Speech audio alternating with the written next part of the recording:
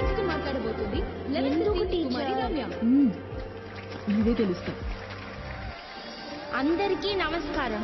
వర్ధిల్లాలి మహాకవి. స్వతంత్రం అనేది మరొకరిని బాల్యకాలంలో మహిళలు స్త్రీయే అన్నిటికీ ఇతరంగా జీవించేవారు. వారు వేదాలు చదివి యజ్ఞ యాగాలను కూడా జరిపించేవారు. పూర్ణ స్వాతంత్ర్యం.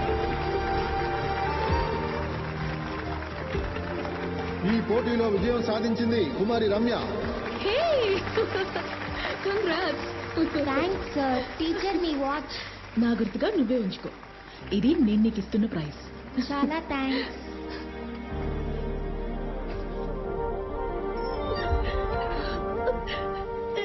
రమ్య ఇక్కడికి వచ్చిందమ్మా?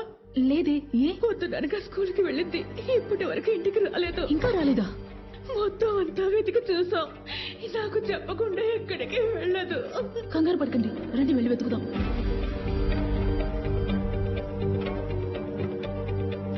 గౌరవనీయులైన డీజీపీ గారికి, ఉన్నత పాఠశాల ఉపాధ్యాయుని సుజిత విన్నపం. గత వారం మా స్కూలు విద్యార్థిని రమ్య హఠాత్తుగా కనిపించకుండా పోయింది.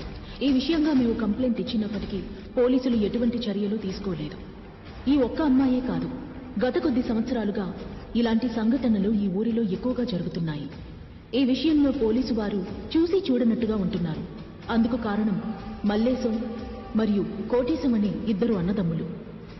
Union chairman, cooperative society chairman, school correspondent వంటి పదవుల్ని ఉపయోగించుకుని మల్లేశం మినరల్ వాటర్ కంపెనీ అనే పేరుతో చట్టవిరుద్ధంగా స్పిరిట్ తయారు చేస్తూ, కోటేశం లెక్కలేనన్ని నేరాలు ఘోరాలు చేస్తూ ఉన్నారు. ఊరంతా మంచినీళ్ళ సప్లై మనమే, సరుకు సప్లై మనమే.